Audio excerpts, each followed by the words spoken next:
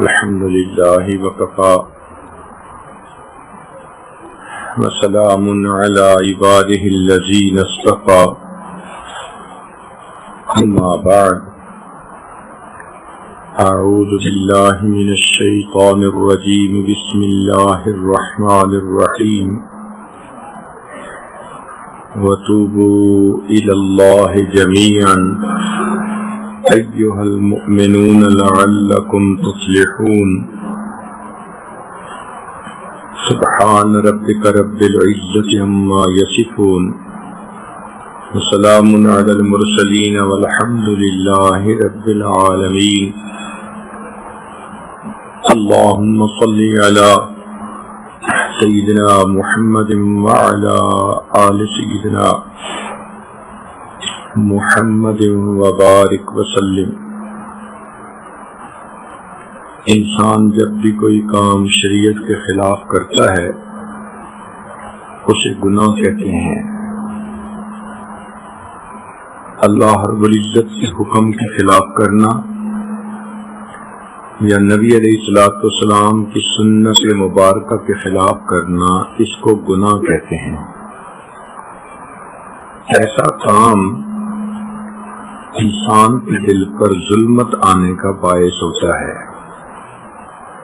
نیکی کرنے سے دل منور ہوتا ہے، گناہ کرنے سے دل سیاہ ہوتا ہے۔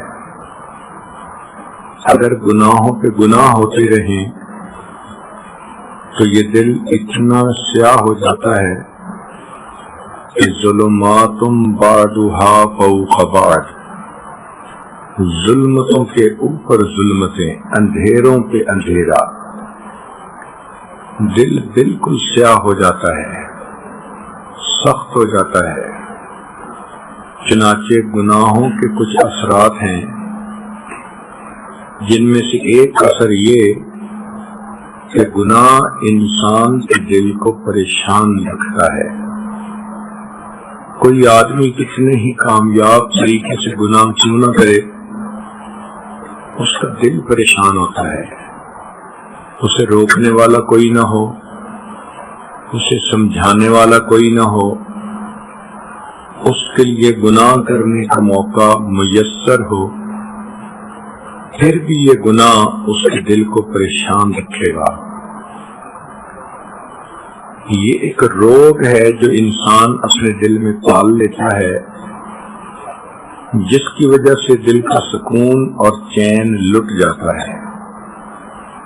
وہ نوجوان بچے جو غیر کے ساتھ انوالو ہو جاتے ہیں، آپ ان کی زندگیوں کو دیکھیں، نہ ان کو سکون ہے، نہ رات کی نیند ہے، نہ ان کو کسی سے بات کرنے کا وقت ہے، ہر وقت اپنے خیالوں میں ڈوبے ہوئے اور الجھے ہوئے اور پریشان ایسے لگتا ہے کہ سکون تو ان سے روٹ ہی گیا ہے۔ یہ اصل میں اس گناہ کی وجہ سے ہوتا ہے، اور یہ بھی ہر وقت کا ڈر کسی کو پتہ نہ چل جائے، کہیں بے عزتی نہ ہو جائے، ذلت نہ ہو، ماں باپ کی بدنامی نہ ہو۔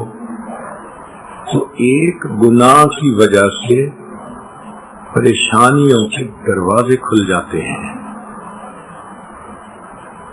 کتنے لوگ ہیں جن کو اللہ نے مال و منال دیا، دنیا کی ہر نعمت دی، وہ ایئر کنڈیشن کمروں کے اندر کمبل میں لیٹے ہوتے ہیں، نرم گدے ہوتے ہیں، مگر ان کو نیند نہیں آتی، کروٹیں بدلتے رہتے ہیں، بلکہ نیند کی گولیاں کھاتے ہیں پھر بھی نیند نہیں آتی۔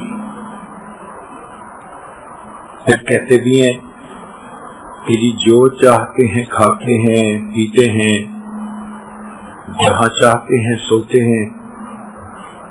دل پریشان ہے، اس کی وجہ یہ کہ دل کے سکون کا تعلق نیکی کے ساتھ ہے، اتنی تسکین ہے وابستہ تیرے نام کے ساتھ، نیند کانٹوں پہ بھی آ جاتی ہے آرام کے ساتھ۔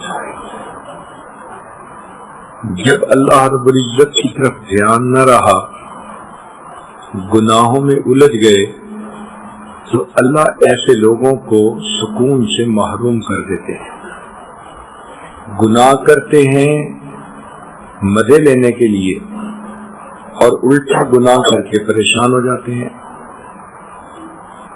تو گناہوں کی ایک تاثیر تو یہ کہ انسان کا دل پریشان رہتا ہے، اور دوسری بات یہ کہ گناہ کی وجہ سے انسان سے نیکی کی توفیق چھین لی جاتی ہے۔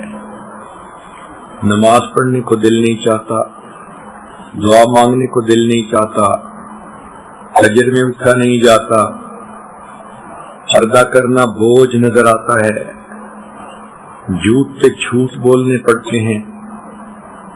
چنانچہ دین پابندیاں ہی پابندیاں نظر آتی ہیں۔ انسان پریشان ہوتا ہے کہ کیوں میری طبیعت شریعت کی طرف مائل نہیں ہوتی۔ اس کی بنیادی وجہ کہ گناہوں کی ظلمت انسان کو نیکی کی توفیق سے محروم کر دیتی ہے۔ تلاوت کرنے بیٹھے ہیں تو آدھا صفحہ پڑھ کے تھک جاتے ہیں، ویسے ٹی وی دیکھنے بیٹھے ہیں تو گھنٹوں بیٹھے رہو، ڈرامے دیکھو، فلمیں دیکھو، گانے سنو، گھنٹوں طبیعت ٹھیک رہتی ہے، لیکن مصلی پہ آ کے کھڑا ہونا مصیبت نظر آتی ہے۔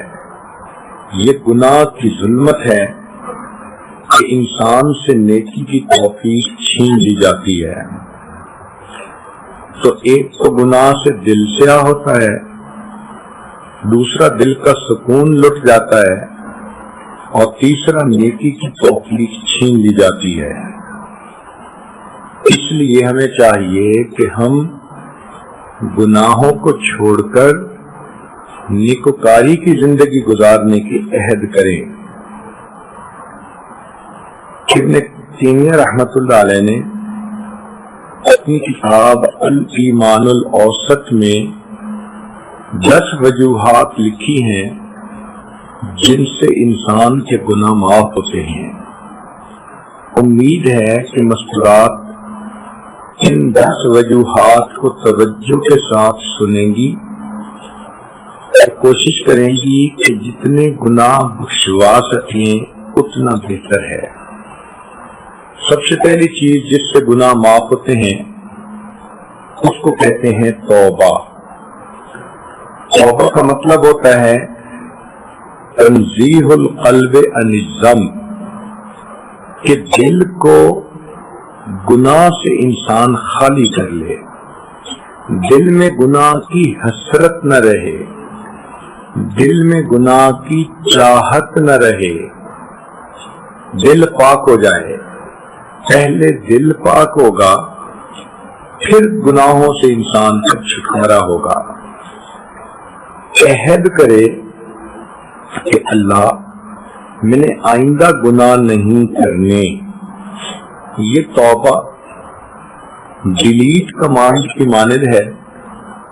جس طرح آپ کے سیل فون سے میسج آیا اور آپ نے ڈیلیٹ کر دیا تو وہ ایسے جیسے کہ تھا ہی نہیں، اسی طرح توبہ کر لینے سے انسان کے کیے ہوئے تمام گناہ ڈیلیٹ ہو جاتے ہیں، نامہ اعمال سے ہی ختم کر دیے جاتے ہیں۔ حدیث پاک میں نبی اسلام نے ارشاد فرمایا التائب من الذنب کمن لا ذنب لہ، کہ گناہ سے توبہ کرنے والا ایسے ہوتا ہے جیسے اس نے گناہ کیا ہی نہیں ہے۔ اور یہ توبہ ہر بندے کو کرنی چاہیے۔ کافر ہے تو کفر سے توبہ کرے،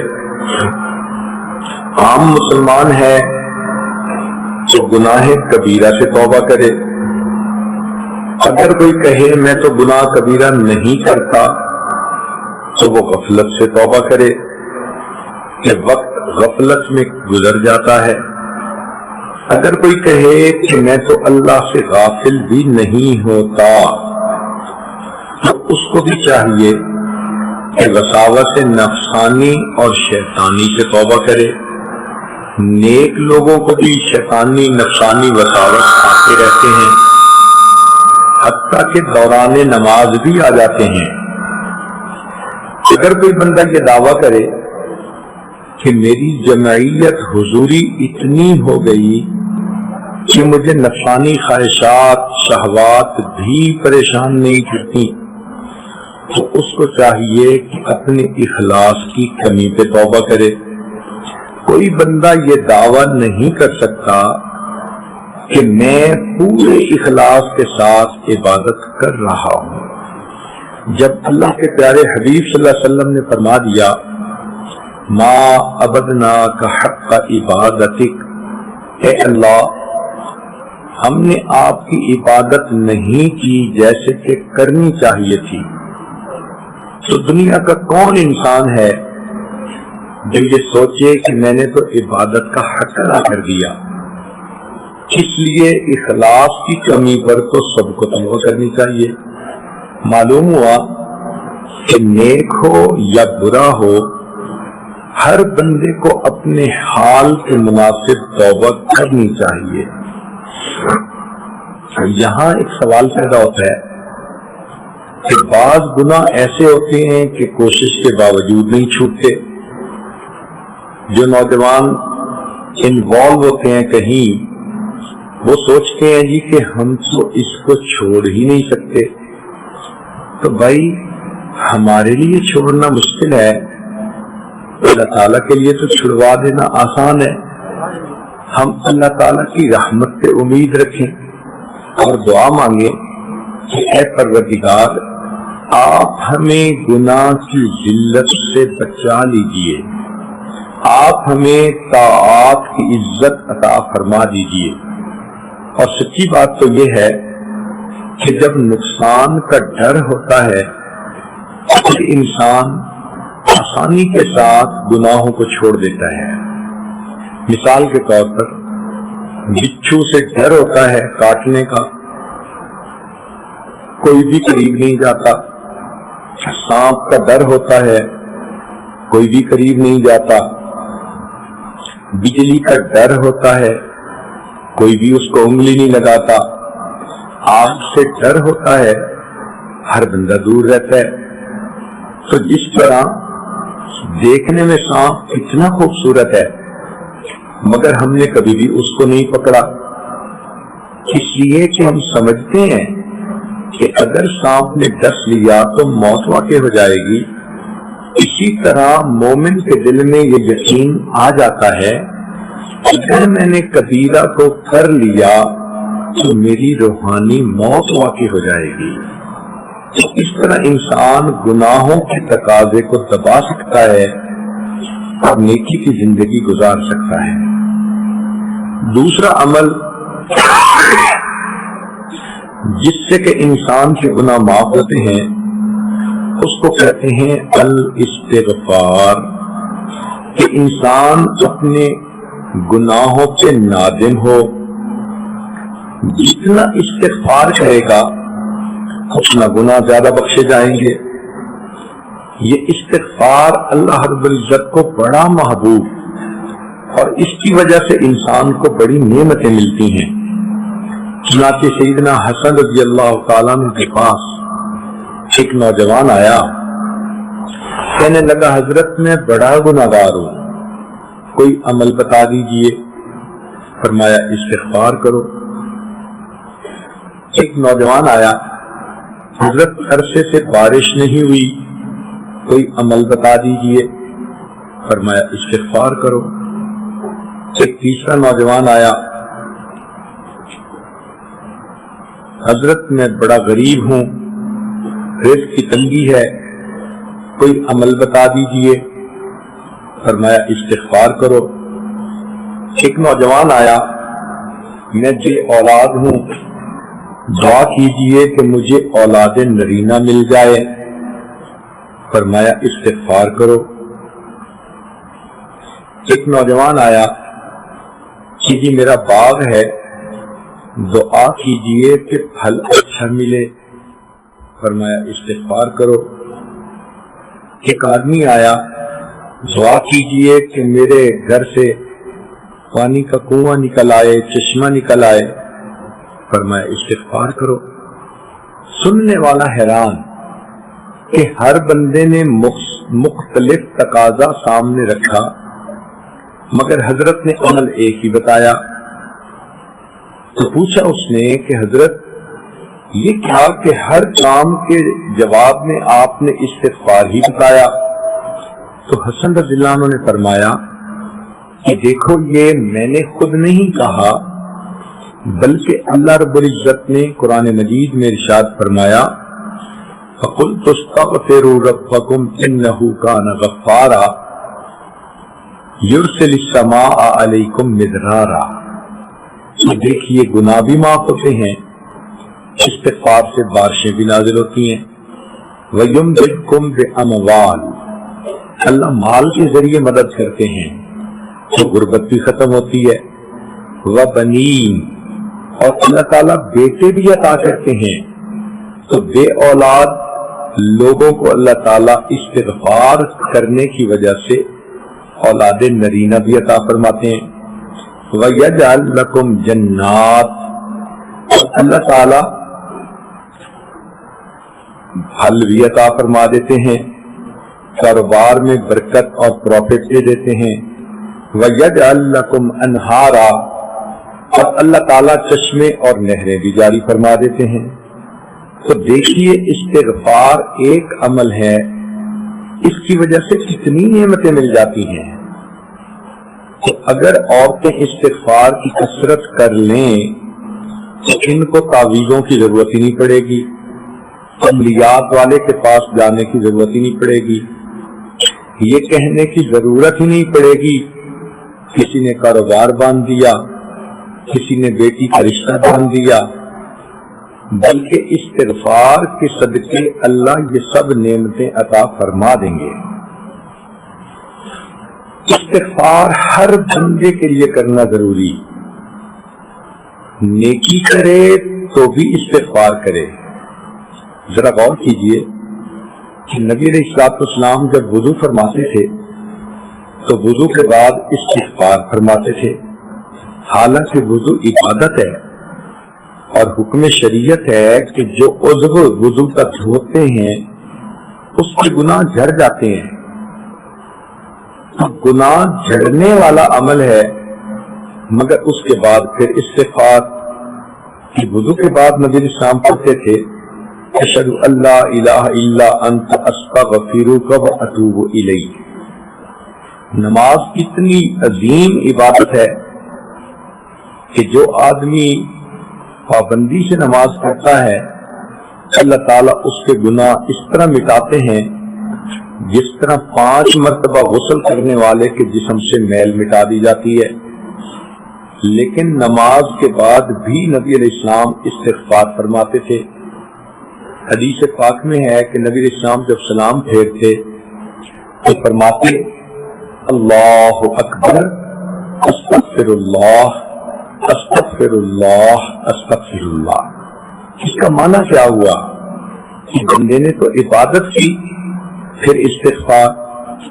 تو علماء نے کہا کہ اس کا معنی یہ ہے کہ اے اللہ میں نے اپنی طرف سے تو عبادت کی مگر یہ اس معیار کی نہیں ہوئی جو آپ کی شان کے مطابق ہو، لہذا یہ عبادت اب جیسی بھی ہے اس کو رد نہ کیجیے، اللہ پلیز قبول کر لیجیے، پلیز قبول کر لیجیے، پلیز۔ تو 3 مرتبہ استغفار کا مطلب ہے کہ ہم اللہ رب العزت کے سامنے عاجزی کر رہے ہوتے ہیں کہ جیسی بھی عبادت ہے اس کو قبول فرما لیجیے۔ تہجد کے بعد استغفار، کانوا قلیلا من اللیل ما یہجعون وبالاسحار هم یستغفرون۔ تہجد کے وقت بھی اللہ والے استغفار کرتے ہیں۔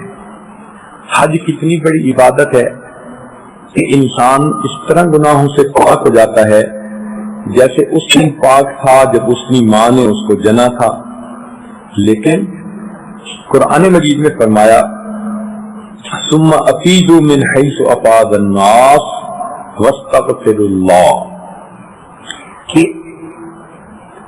تم حج کے بعد بھی استغفار کرو۔ نبی علیہ السلام کی مبارک زندگی کتنی خوبصورت عبادت والی زندگی، پھولوں سے زیادہ پاکیزہ زندگی، مگر اللہ تعالیٰ اپنے حبیب صلی اللہ علیہ وسلم کو فرماتے ہیں سبح بحمد ربک واستغفرہ، آپ بھی اللہ کی حمد کیجئے اور استغفار کیجئے۔ وہ پاکیزہ زندگی جس کے اوپر پاکیزگی کو ناز ہے، اللہ تعالیٰ ان کو بھی فرماتے ہیں کہ استغفار کیجئے۔ تو ہمیں چاہیے کہ ہم میں سے ہر بندے کو کثرت سے استغفار کرنا چاہیے۔ استغفر اللہ اتنا بھی پڑھ سکتی ہیں، اگر پورا پڑھیں استغفر اللہ ربی من کل ذنب واتوب الیہ تو بھی ٹھیک ہے۔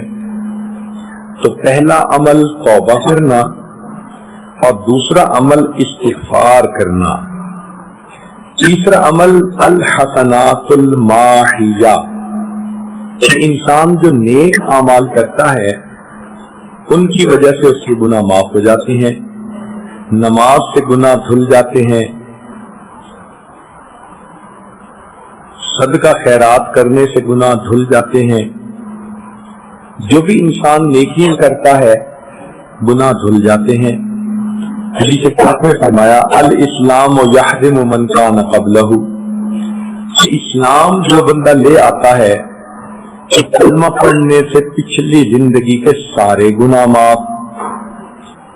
ایک جگہ فرمایا کہ حج کرنے سے زندگی کے سارے گناہ معاف۔ ایک حدیث پاک میں آیا ہجرت اللہ کے لیے کرے تو پچھلی زندگی کے سارے گناہ معاف۔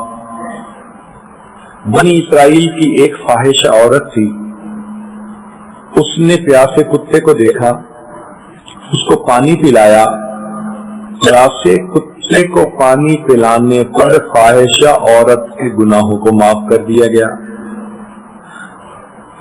یہاں پر شیطان ایک دھوکہ دیتا ہے، دل میں یہ ڈالتا ہے تم تو بے پردہ پھرتی ہو، تمہاری نمازوں کا کیا فائدہ۔ یہ بہت بڑا دھوکہ ہے۔ بے پردہ پھرنا گناہ اپنی جگہ، نماز پڑھنے کی نیکی اپنی جگہ، کیا پتہ نماز کی پابندی سے اللہ پردے کی بھی توفیق عطا فرما دے۔ مگر شیطان کہتا ہے تم مدرسے میں پڑھتی ہو اور تمہارے ذہنی خیالات اچھے نہیں، پڑھنے کا کیا فائدہ۔ تو اگر ہم گناہوں کو نہیں چھوڑ پا رہے تو نیکی کرنا بھی تو نہ چھوڑے نا۔ نیک اعمال نہیں چھوڑنے چاہیے۔ کپڑا زیادہ میلا ہو تو صابن زیادہ لگانے کی ضرورت ہوتی ہے، یہ تو نہیں نا کہ جی صابن تھوڑا ہے دھونے کا کیا فائدہ۔ بھئی جتنا صابن ہے اتنی میل تو ختم ہوگی، پھر اور صابن کا بندوبست ہو جائے گا۔ تو انسان نیکی نہ چھوڑے، گناہ چھوڑے۔ شیطان کے ان خیالات کی وجہ سے، لوگوں کے تانے کی وجہ سے نیکی کو چھوڑ دینا یہ شیطان کا کام ہے۔ تو ہرگز نیکی نہیں چھوڑنی چاہیے، نیکی کے اوپر جمع رہنا چاہیے، بلکہ اگر گناہ زیادہ ہو رہے ہیں تو ان کو بخشوانے کے لیے نیکی بھی زیادہ کرنی چاہیے۔ زیادہ تلاوت کریں، زیادہ نفل پڑھیں، تہجد باقاعدگی سے پڑھیں، دعائیں لمبی مانگیں تاکہ ان گناہوں کی ظلمت ختم ہو جائے۔ لوگوں کے ساتھ حسن سلوک کے ساتھ رہنا، یہ چیزیں گناہوں کو مٹا دیتی ہیں۔ چنانچہ حدیث پاک میں ہے دو مسلمان جب آپس میں ملتے ہیں، ایک دوسرے کو شیک ہینڈ کرتے ہیں تو ان کے ہاتھ الگ کرنے سے پہلے ان کے گناہ اس طرح جھڑتے ہیں جیسے پتجھڑ کے موسم میں درختوں کے پتے جھڑ جاتے ہیں۔ تو عورتیں عورتوں سے سلام کریں، مرد مردوں سے سلام کریں تو یہ فضیلت مل سکتی ہے۔ चौथा अमल जिससे कि इंसान के गुनाह माफ होते हैं वो है दुआउल मुमिनीन लिल मुमिन, ईमान वालों का एक दूसरे के लिए दुआ करना। नमाज पढ़े तो अपने लिए भी दुआ मांगे, अपने वालिदैन के लिए, घर वालों के लिए, रिश्तेदारों के लिए, पड़ोसियों के लिए, ईमान वाले जितने भी हैं पूरी उम्मत के लिए दुआ मांगे। इसलिए हमें कुरान मजीद में दुआ सिखाई गई, रब्बना इग़फिर लना व लिइख़वानिना अल्लज़ीना सबक़ूना बिल ईमान, ऐ अल्लाह हमारी भी मग़फ़िरत फरमा और हमसे पहले जो ईमान वाले गुजर गए उनकी भी मग़फ़िरत फरमा, उनके भी गुनाह माफ हो जाते हैं। हदीस पास में है, मा मिन रजुलिन मुस्लिमिन यमूतु फयक़ूमु अला जनाज़तिही अर्बऊन रजुलन ला युश्रिकूना बिल्लाहि शैया इल्ला शफ़अहुमुल्लाहु फीह। अगर कोई आदमी फौत हो जाए और उसका जनाजा 40 ऐसे बंदे पढ़ाएं जो ईमान वाले हों तो इनके जनाजा पढ़ाने की वजह से अल्लाह मैयत के गुनाहों को माफ फरमा देते हैं। तो एक दूसरे के लिए दुआ करते रहना चाहिए, कहना भी चाहिए। जब उमर लानो उम्रे के लिए जा रहे थे तो हदीस पाक में है कि नबी साहब ने फरमाया, ऐ भाई हमें अपनी दुआओं में ना भूलना। तो दुआओं के लिए हम कहें भी सही उस्ताद को, माँ बाप को, अपने बड़ों को कि वो हमारे लिए दुआ करे। और मजे की बात तो ये है कि हम इतने अच्छे बने कि माँ बाप की दुआएं लेने वाले बन जाएं। ये दुआ इंसान की जिंदगी का सरमाया होती है। पांचवी चीज जिससे कि इंसान के गुनाह माफ होते हैं, फरमाया मा युअमलु लिल मय्यत मिन आमालिल बिर, कि अगर कोई बंदा फौत हो जाए उसकी तरफ से जो नेक आमाल किए जाते हैं तो इसकी वजह से उस मय्यत के गुनाह माफ होते हैं। मसलन वालिदैन की तरफ से हज किया, उम्रा किया, कुरान मजीद की तिलावत करके उनको बख्श दिया, यतीम को पाला, उनके नाम पर मदरसा बनवाया, मस्जिद बनवाई, मेहमान खाना बनवाया, किसी गरीब की बच्ची की शादी में हेल्प कर दी। तो ये जितने भी नेक आमाल हैं इनका सवाब जो फौत हो चुके हैं उनको पहुंच जाता है। हज़रत शेख हदीस रहमतुल्लाह अलैह ने फरमाया किताब में कि एक अल्लाह वाले थे, वो कब्रिस्तान के करीब से गुजरे, उन्होंने कुछ पढ़कर उनको फूंक दिया, बख्श दिया। चुनाचे रात को उन्होंने ख्वाब देखा कि उस कब्रिस्तान के सारे मौता इकट्ठे हैं और एक बंदा आता है, उसके पास एक गठरी है, वो खोलता है तो सारे मौता, सारे मैयत उसकी तरफ भागते हैं, एक बंदा अपनी जगह बैठा रहता है। तो इसने उससे पूछा कि ये क्या मामला है। उसने बताया कि देखो ये जो दुआएं होती हैं ईमान वालों की, ये एक डाक हमें रोजाना पहुंचती है और हर मैयत को तमन्ना होती है कि मेरी डाक ज्यादा से ज्यादा मुझे मिल जाए, तो ये भागे हैं अपना हिस्सा लेने के लिए। उसने कहा आप क्यों नहीं भागे?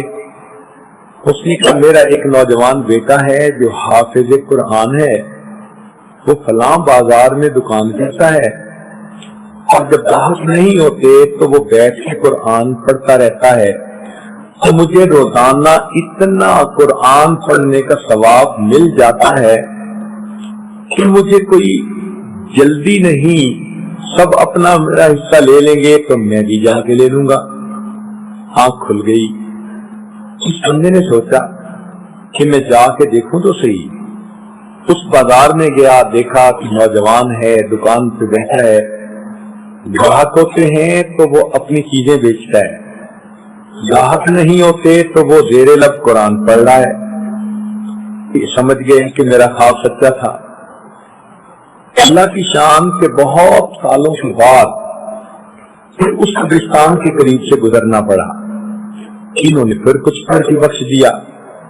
رات کو خواب میں دیکھا موتا ہے اور کوئی ڈاک لاتا ہے اور سب اپنا حصہ لینے کے لیے بھاگتی ہیں، مگر اس دفعہ وہ بندہ بھی بھاگتا ہے جو پہلے بیٹھا ہوا تھا۔ انہوں نے اس سے پوچھا کہ کیا بنا؟ اس نے کہا کہ میرا وہ حافظ قرآن بیٹا فوت ہو گیا، اب کوئی نہیں جو مجھے اس طرح قرآن پڑھ کے بخشے، اب عام مومنوں کی دعا میں جو میرا حصہ ہے میں بھی وہی حصہ لینے کے لیے جا رہا ہوں۔ تو اپنے بیٹیوں کو بیٹوں کو قرآن کا حافظ بنانا، عالم بنانا، نیک بنانا، یہ چیز انسان کو آخرت میں بھی کام آ جاتی ہے۔ چھٹی چیز جس سے کہ گناہ معاف ہوتے ہیں، المصائب التی یکفر اللہ بہا الخطایا فی الدنیا۔ مومن کو دنیا میں جو بھی تکلیف پہنچتی ہے، جو بھی مصیبت ملتی ہے، اس مصیبت کی وجہ سے اللہ تعالیٰ گناہوں کو معاف فرما دیتے ہیں۔ بخاری شریف کی روایت ہے، ما یصیب المؤمن من وصب ولا نصب ولا ہم ولا حزن الا کفر اللہ بہا من خطایاہ، کہ انسان کو اس دنیا میں جو مصیبت ملتی ہے، جو تھکاوٹ ہو جاتی ہے، جو غم ملتا ہے، جو پریشانی ملتی ہے، اللہ تعالیٰ ہر چیز کے بدلے اس کے گناہ کو معاف کر دیتے ہیں۔ عائشہ صدیقہ رضی اللہ تعالیٰ عنہ بیٹھی ہوئی تھی، چراغ جل رہا تھا، ہوا کا جھونکا آیا اور چراغ بجھ گیا۔ نبی اسلام نے فرمایا انا للہ و انا الیہ راجعون۔ عائشہ رضی اللہ عنہ بڑی حیران ہوئی کہ اللہ کے حبیب صلی اللہ علیہ وسلم چراغ کے بجھنے پر آپ نے یہ پڑھا؟ فرمایا کہ ہاں، مومن کو چھوٹی سی بھی اگر کوئی مصیبت پہنچے اور وہ انا للہ پڑھ لے، اللہ اس پر بھی اس کو اجر عطا فرماتے ہیں۔ آپ ذرا سوچئے کہ جس مومن کو چراغ کے بجھ جانے پہ اجر ملتا ہے، اگر کوئی قریبی عزیز فوت ہو جائے، اس کی زندگی کا چراغ بجھ جائے اور یہ صبر کر لے تو اس کو کتنا اجر ملے گا۔ علماء نے لکھا ہے کہ ایک بندے کی 2 جیبیں تھیں، اس نے ایک میں اپنی گھڑی ڈالی، نکالنے کے لیے دوسری جیب میں ہاتھ ڈالا تو گھڑی نہیں تھی۔ یکدم اس کو شوق لگا، ذہنی صدمہ ہوا، میری گھڑی، اگرچہ اس کو دوسری پاکٹ سے مل بھی گئی، یہ جو تھوڑی دیر کی اس کو پریشانی ملی، اللہ اس پر بھی اجر عطا فرما دیتے ہیں۔ تو مومن کو تو ہر چیز پہ اجر، اس لیے ہمیں کرنا چاہیے صبر۔ شیطان بدبخت یہ کرتا ہے کہ صبر ختم کر دیتا ہے، ہر چیز پہ اعتراض، ہر چیز پہ جھگڑا، ہر چیز پہ ناپسندیدگی، اجر ہی ختم ہو جاتا ہے۔ چنانچہ گھروں کے اندر اگر عورتوں کو صبر کے ساتھ رہنے کی عادت پڑ جائے تو گھروں کے جھگڑے ہی ختم ہو جائے۔ اتنی عورتیں ہیں جن کو خامدوں نے مصیبت میں ڈال رکھا ہوتا ہے، اتنی مرد ہیں جن کو بیویوں نے مصیبت میں ڈال رکھا ہوتا ہے، اتنی بہویں ہیں جن کو ساس نے جو ہے جینا حرام کر رکھا ہوتا ہے، کئی ساسیں ہیں کہ بہو نے اس کا جینا حرام کیا ہوتا ہے۔ تو عجیب و غریب حالات ہوتے ہیں۔ بہرحال جس نے بھی جس کو پریشان کیا ہو، اگر اگلا بندہ صبر کے ساتھ رہے تو اس کے گناہ معاف ہوں گے۔ تو ہمیں چاہیے کہ ہم صبر کے ساتھ رہیں اور اپنے اجر کو اجر سے نہ محروم ہونے دیں۔ بے صبری سے مصیبت تو ختم نہیں ہوتی، مصیبت پہ ملنے والا اجر چلا جاتا ہے۔ کیسی کیسی عورتیں صبر والی تھیں، ایک واقعہ سن لیجیے۔ ایک صاحب فرماتے ہیں کہ میں طواف کر رہا تھا، ایک عورت کو دیکھا جو کہہ رہی تھی اللہ میں اس حال میں بھی تو اس سے راضی ہوں۔ تو میں نے اس سے پوچھا کہ کیا ہوا؟ تو کہنے لگی کہ میرے گھر میں 3 بیٹے تھے چھوٹے، میں ایک دن تندور پہ روٹیاں لگا رہی تھی، 2 بچے کمرے میں کھیل رہے تھے اور ایک بچہ میرے قریب رینگ رہا تھا۔ اچانک میں نے کمرے سے آواز سنی، دوڑ کے گئی تو کیا دیکھا کہ تیز چھری کہیں پڑی تھی، وہ بچے کے ہاتھ لگ گئی اور اس نے اپنے گلے پہ پھیر لی۔ اس کو پتہ نہیں تھا کہ اس سے ہوگا کیا۔ جب اس کا ونڈ پائپ پھٹا اور وہ تڑپا تو دوسرے نے دیکھا تو وہ بھاگ گیا، اور میں آئی تو میرے آنے تک وہ میرا بیٹا ٹھنڈا ہو چکا تھا، روح نکل گئی تھی۔ میں نے اس کی لاش کو اٹھایا اور صحن میں لا کر اس کو چارپائی کے اوپر لٹایا تو میں نے محسوس کیا کہ میرا دوسرا بیٹا ڈر خوف سے کہیں بھاگ گیا۔ تو کروں کہاں ہے؟ تو کمرے میں لکڑیاں پڑی تھی صحن میں، وہ لکڑیوں کے پیچھے جا کے چھپ گیا تھا۔ جب میں نے وہاں اس کو ڈھونڈا تو پتہ چلا کہ وہاں ایک سانپ تھا جس نے بچے کو کاٹ لیا اور وہ میرا بیٹا بھی وہیں مرا پڑا تھا۔ میں اس کو اٹھا کے لائی اور پہلے بچے کے ساتھ چارپائی پر دوسری پر اس کو لٹا دیا تو میں نے محسوس کیا کہ میرا سب سے چھوٹا بچہ جو رینگ پر تھا وہ کدھر ہے؟ جب میں آئی تو میں نے دیکھا کہ وہ تنور کے اندر گر گیا تھا۔ میں نے اس کے جلے ہوئے جسم کو نکالا، 3 بچوں کی لاشیں میرے سامنے تھی۔ میں نے بچوں کو نہلایا، کفنایا، ان کا جنازہ ہوا۔ جب ان کو دفن کر دیا گیا میں عمرے پہ آ گئی اور میں طواف کرتے ہوئے یہ دعا کر رہی تھی، اللہ میں اس حال میں بھی تجھ سے راضی ہوں۔ جس پروردگار نے بیٹوں کی نعمتیں دی اسی پروردگار نے مجھ سے واپس لی۔ تو سوچئے کہ ان مصیبتوں کی حالت میں بھی صبر کرنے والے صبر کرتے ہیں۔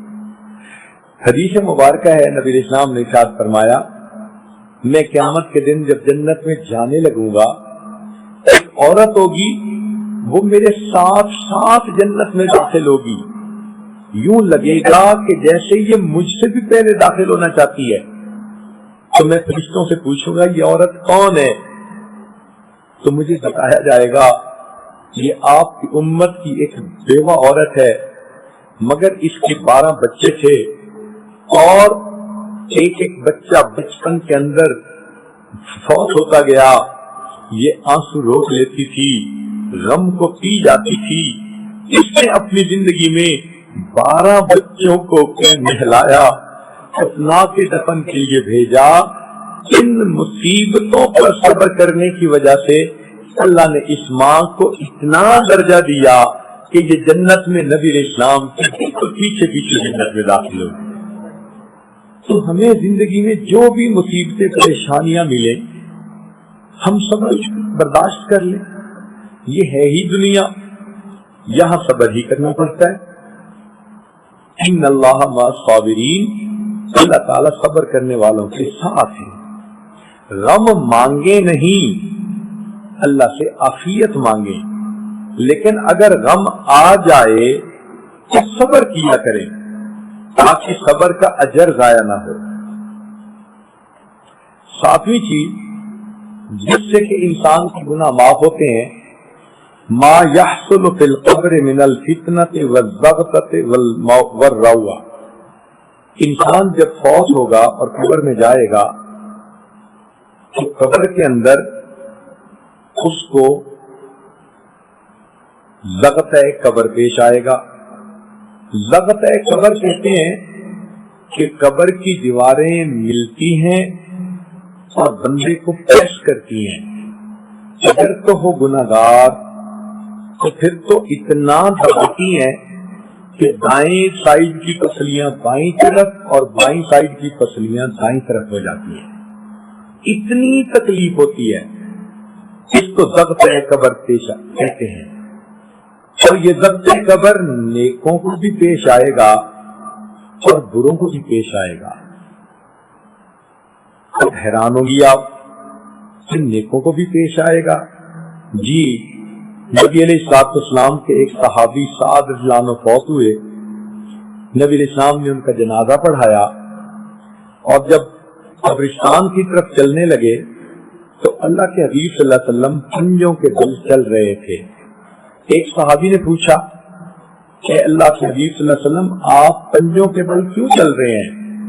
آپ صلی اللہ علیہ وسلم نے فرمایا سعد کی نماز جنازہ میں شرکت کے لیے اتنے فرشتے آسمان سے اتر آئے کہ مجھے پاؤں رکھنے کی جگہ نہیں مل رہی. دوسری بات نبی علیہ السلام نے فرمائی کہ سعد کی موت پر اللہ کا عرش بھی 3 دن تک روتا رہا. یہ وہ صحابی ہیں کہ جن کی وفات پر اللہ کا عرش بھی 3 دن رویا. ایسی شخصیت، مگر اللہ کے حبیب صلی اللہ علیہ وسلم نے فرمایا سعد کو بھی ضغط قبر پیش آیا.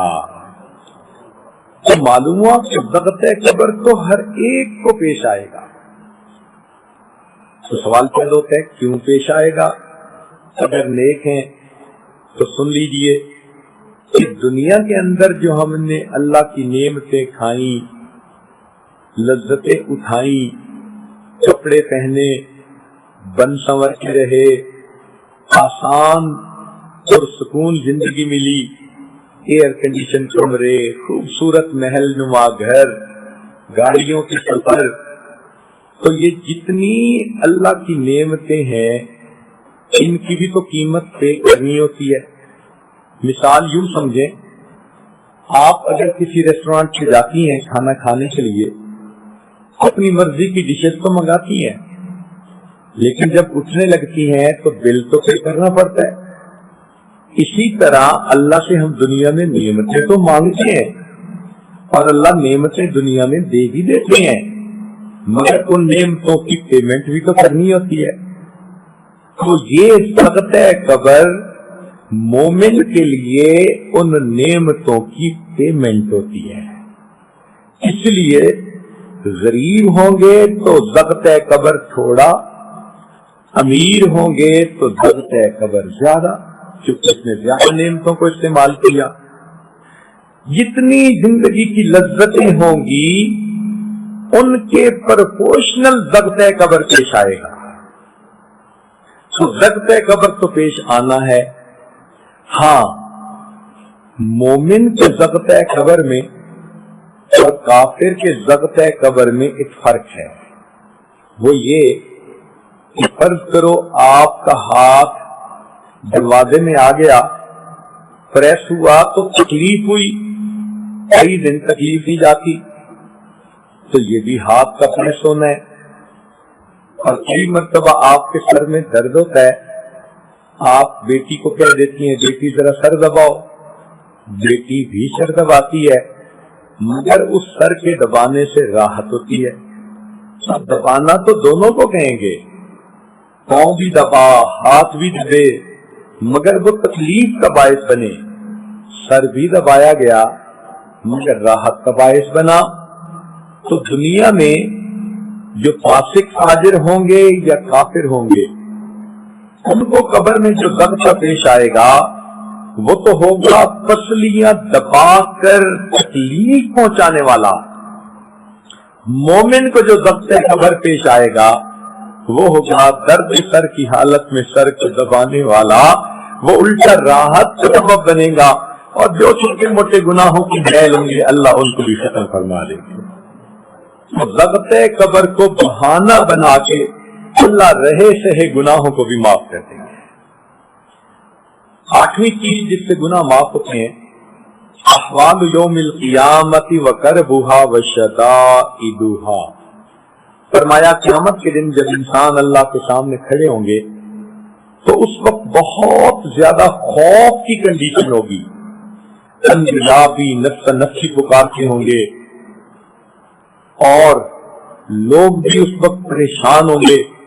ہر انسان اپنے گناہوں کے بقدر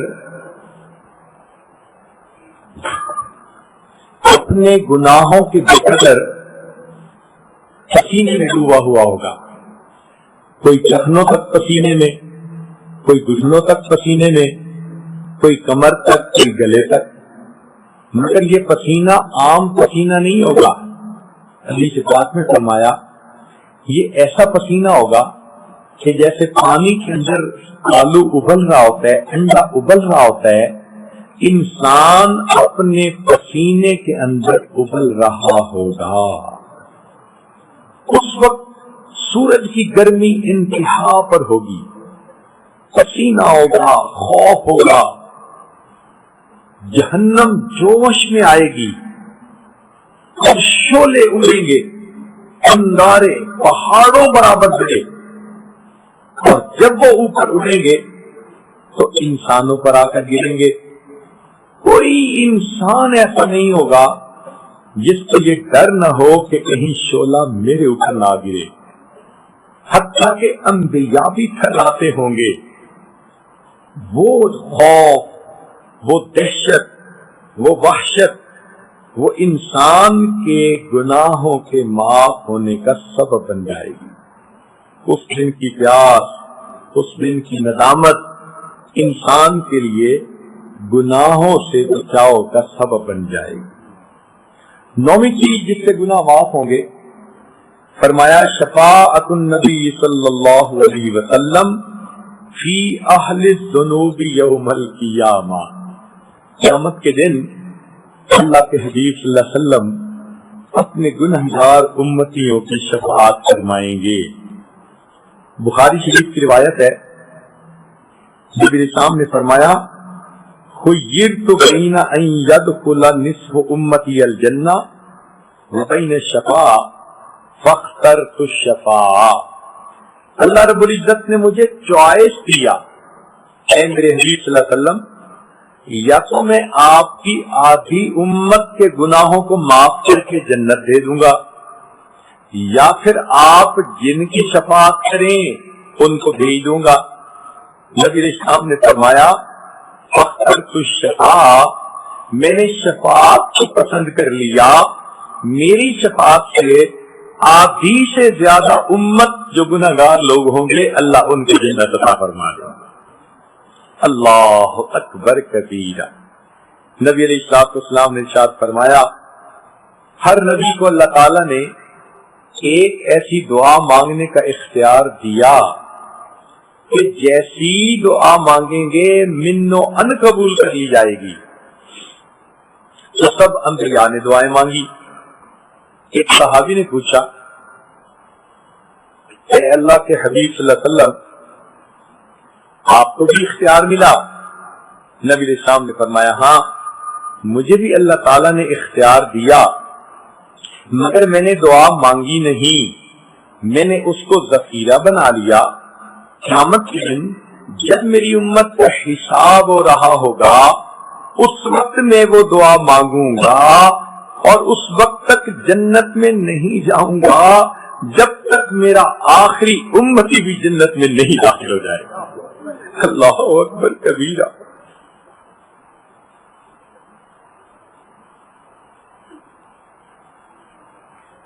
لہذا ہمیں چاہیے کہ ہم نبی علیہ السلام کی ذاتی بابرکات پر کثرت سے درود شریف پڑھا کریں، ان کی سنتوں سے اپنے آپ کو مزین کیا کریں۔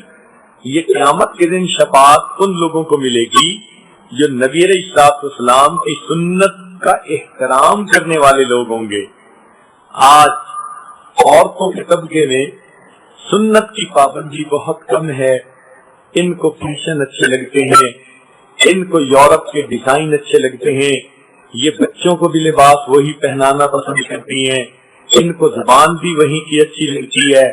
چھوٹے چھوٹے بچوں کو اللہ کا نام سکھانے کی بجائے انگریزی کے لفظ سکھاتی ہیں، اور بچہ انگریزی کے لفظ بولے تو بڑا خوش ہو، عورتیں مردوں کو لے کے جاتی ہیں، ان سے معافی مانگ لیتی ہیں، ان سے سوری کر لیتی ہیں کہ جی شادی کا موقع ہے سب کو منا لو۔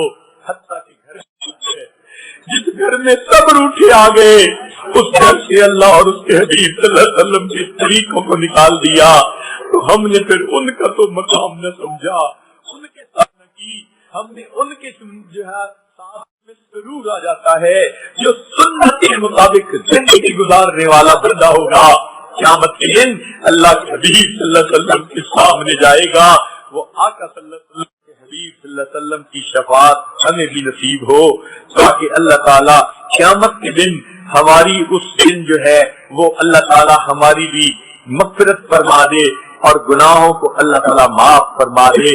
علماء نے ایک نقطہ کتابوں میں لکھا ہے، کیوں فرماتے ہیں کہ اللہ تعالیٰ نبی اسلام کے بارے میں فرماتے ہیں کہ تہجد بھی نافلۃ لک عسى ان یبعثک ربک مقاما محمودا، اے میرے محبوب صلی اللہ علیہ وسلم تہجد کے نوافل بالمؤمنین رحیما، اے میرے بندو تم دنیا میں ایمان بچا کے چلے آؤ گے تو پھر دیکھنا میں قیامت میں تمہارا کیا اکرام کرتا ہوں، میں تمہارے لیے کیا مہربانیاں کرتا ہوں۔ تو اللہ تعالیٰ قیامت کے دن اپنے بندوں پر مہربانی فرمائیں گے اور ان کے گناہوں کو معاف کریں گے، صرف اس وجہ سے کہ ان اللہ بالناس لرؤوف الرحیم، ماں بچے پہ مامتا کی وجہ سے شفیق ہوتی ہے، اللہ اپنی رحمت کی وجہ سے اپنے بندوں پہ شفیق ہے۔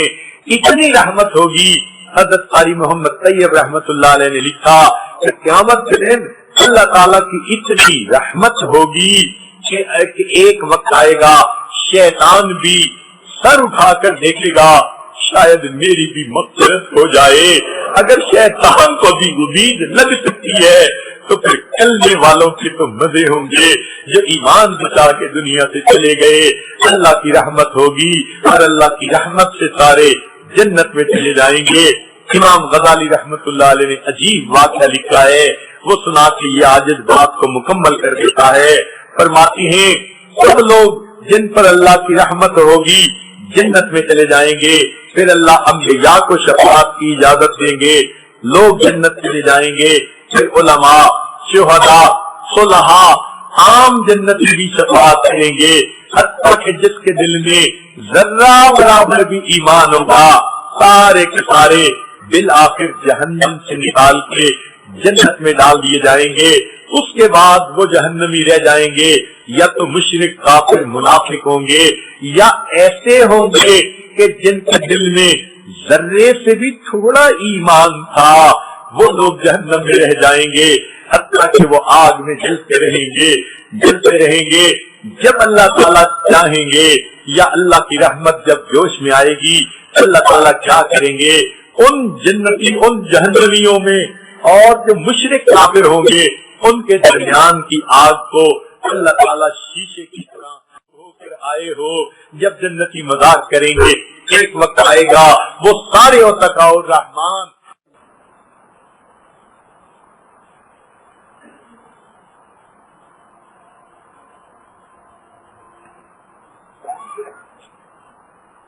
کسی اللہ والے نے نبی اسلام کی شان میں اشعار کہے ہیں، خلاصہ یہ کہ اے اللہ کے حبیب صلی اللہ علیہ وسلم، اللہ نے دنیا میں میرے عیبوں پر پردے ڈال رکھے ہیں اور میں عزت کی زندگی گزارتا پھر رہا ہوں۔ قیامت کے دن آپ اپنی شفاعت کے دامن میں مجھے چھپا لیجیے گا اور میری عزت بنائی رکھیے گا۔ اور اے اللہ کے حبیب صلی اللہ علیہ وسلم، میں اگر کہ گناہگار ہوں مگر آپ کا ہوں، تو آپ اپنی محبت کا تعلق نبھائے رکھیے گا۔ جیسے ایک پرانا نسلی غلام ہوتا ہے، خادم ہوتا ہے، کوتاہیوں کے باوجود گھر والے اس کو نکالتے نہیں، کہاں جائے گا، ہمارے سوا اس کا کوئی نہیں۔ اے اللہ کے حبیب صلی اللہ علیہ وسلم، آپ بھی ہمارے ساتھ نبھائے رکھنا۔ اپنے دامن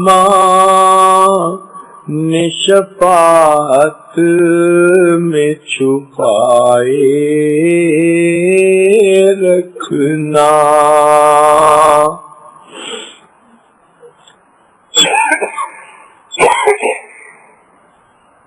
اپنے دامن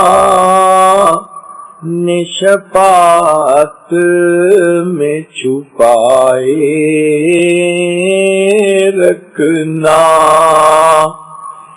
میرے سر کا میری بات بنائے رکھنا، آپ کی یاد ستاتی ہے تو رو لیتے ہیں، اپنی یادوں کہ ہمیں روگ لگائے رکھنا،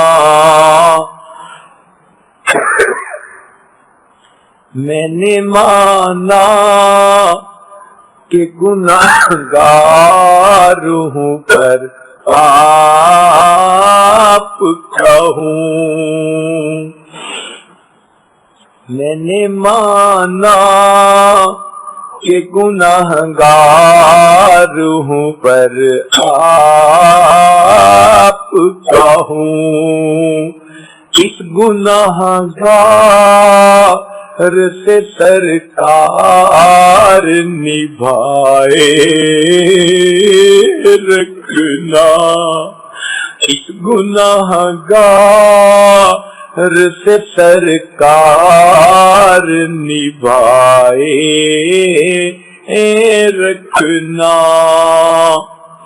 ذرہ خاک کو خورشید بنانے والے، خاک ہوں میں مجھے قدموں سے لگائے رکھنا، ذرہ خاک کو خورشید بنانے والے، خاک ہوں میں مجھے قدموں سے لگائے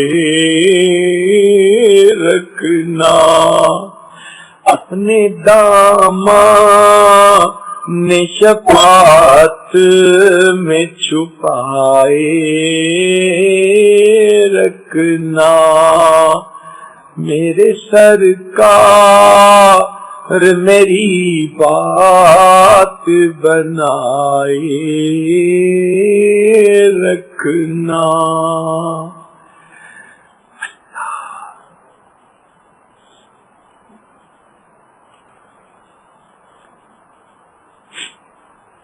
لا الہ الا اللہ محمد الرسول اللہ۔ دعا کر لیجیے۔ سبحان ربی العلی الوہاب، اللہم صلی علی سیدنا محمد وعلی آل سیدنا محمد وبارک وسلم۔ اے مالک، ہم آپ کے عاجز مسکین بندے ہیں، ہمارے گناہوں کو معاف فرما، خطاؤں سے درگزر فرما، علموں کی پردہ پوشی فرما۔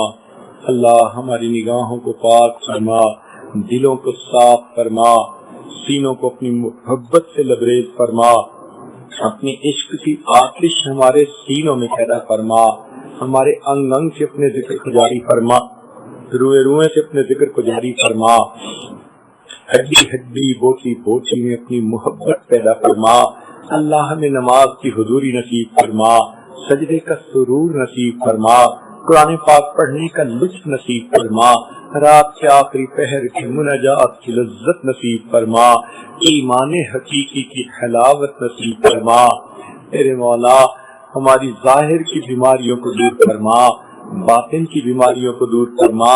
اللہ ہمارے علم میں برکت عطا فرما، عمل میں برکت عطا فرما، رزق میں برکت عطا فرما، صحت میں برکت عطا فرما، دین میں برکت عطا فرما، اولاد میں برکتیں عطا فرما۔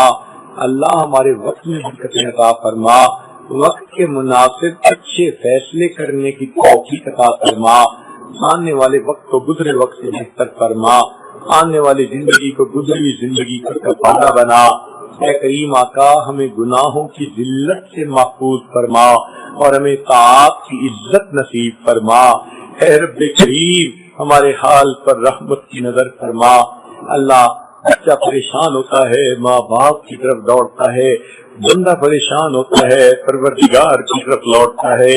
اے بے قسم کے دستگیر، اے ٹوٹے دلوں کو تسلی دینے والے، اے خالی جھولیوں کو بھر دینے والے، آپ کے بندے اور بنیاں آپ کے سامنے جھولیاں پھیلائے بیٹھے ہیں۔ اللہ بھکاری آپ کے دروازے پہ حاضر ہے، اللہ مدد کر دیجئے، رحمت کی نظر کر دیجئے۔ تیری ایک نگاہ کی بات ہے، میری زندگی کا سوال ہے، اللہ رحمت کی ایک نظر فرما دیجئے، ہماری بگڑی بنا دیجئے۔ اللہ ہمیں سعید لوگوں میں شامل فرما لیجئے، اے اللہ ہمیں نیک متقی لوگوں میں شامل فرما لیجئے۔ اے اللہ مہربانی کا معاملہ فرما، بے اولادوں کو نیک اولاد عطا فرما، جو صاحب اولاد ان کی اولادوں کو نیکوکار بنا، فرما بردار بنا، ماں باپ کی آنکھوں کی ٹھنڈک بنا۔ جن گھروں میں اے اللہ بچے بچیاں نوجوان ہیں، بچوں کی مستقبل کو روشن فرما، ماں باپ کے لیے فرض ادا کرنے آسان فرما، جو عورتیں گھر بار سے پریشانیوں کو دور فرما۔ میرے مولا جو دین پر عمل کرنے میں پریشان، ان کی پریشانیوں کو دور فرما۔ اے کریم آپ جانتے ہیں عورت کمزور ہوتی ہے، نفس و شیطان پہلے ہی مخالف ہیں، پھر اگر گھر کے لوگ بھی دین پر عمل کرنے میں مخالف بن جائے، اللہ عورت کا کیا حال ہوتا ہے۔ اے میرے مولا گھر کے مردوں کو دین پر جما دیجئے، گھر کے مردوں کو نیک بنا دیجئے، عورتوں کے لیے بھی نیک بننا آسان فرما دیجئے۔ اللہ رحمت کا معاملہ فرمائیے۔ اے اللہ یہ اتنی مستورات چل کر آئی ہے، ہم نے تو دنیا داروں کو دیکھا، کسی گھر کی عورتیں چل کے آ جائیں وہ قتل کے مقدمے بھی معاف کر دیتے ہیں۔ اللہ آپ اپنی بندیوں کو معاف فرما دیجئے، ان کی توبہ قبول کر لیجئے، ان کی نیک مرادیں پوری کر دیجئے، اٹھے ہاتھوں کی لاج رکھ لیجئے۔ اے اللہ خالی نہ دکھائیے، اے اللہ دھکار نہ دیجئے، پروردگار مہربانی کا معاملہ فرمائیے۔ اللہ مہربانی کا معاملہ فرما، دل کی نیک مرادوں کو پورا فرما، اللہ کرم کا معاملہ فرما۔ جتنے اس مجمع میں مرد ہیں یا عورتیں ہیں، اللہ سب کی اٹھنے سے پہلے بخشش فرما دیجئے اور آئندہ نیکوکاری کی زندگی عطا فرما دیجئے۔ اے کریم آپ نے فرمایا وَأَمَّا السَّائِلَ فَلَا تَنْهَرْ، سوالی کو انکار نہ کرو۔ اے کریم آقا جب سوالی کو انکار کرنے سے ہمیں نہ کر دیا، جبکہ ہم اتنے کمزور ہیں، اے اللہ آپ تو خزانوں کے مالک ہیں، تم آپ کے دروازے کے سائل ہیں، اللہ ہمیں جھڑکیاں نہ دیجیے، ہمیں اپنے در سے خالی نہ اٹھا دیجیے، اللہ ہماری دعائیں قبول کیجیے۔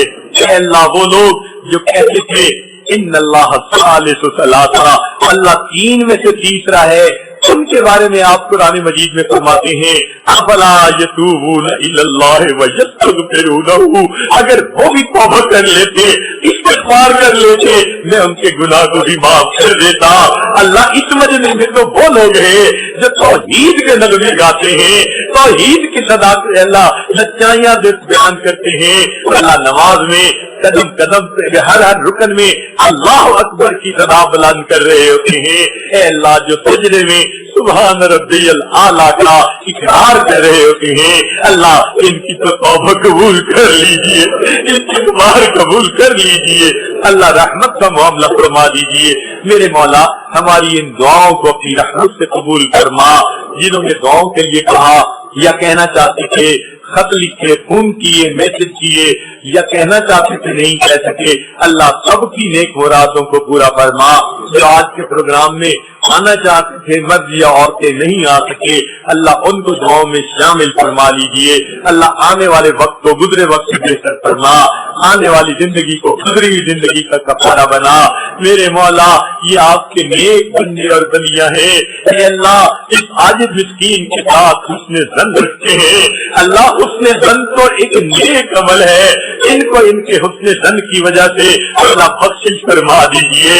اور اللہ آپ جانتے ہیں کہ پورے مجمع میں سب سے زیادہ گناہگار تو ہی عاجزی ہے، اے اللہ قیامت کے دن کی ذلت سے بچا لینا، قیامت کے دن کی رسوائی سے بچا لینا۔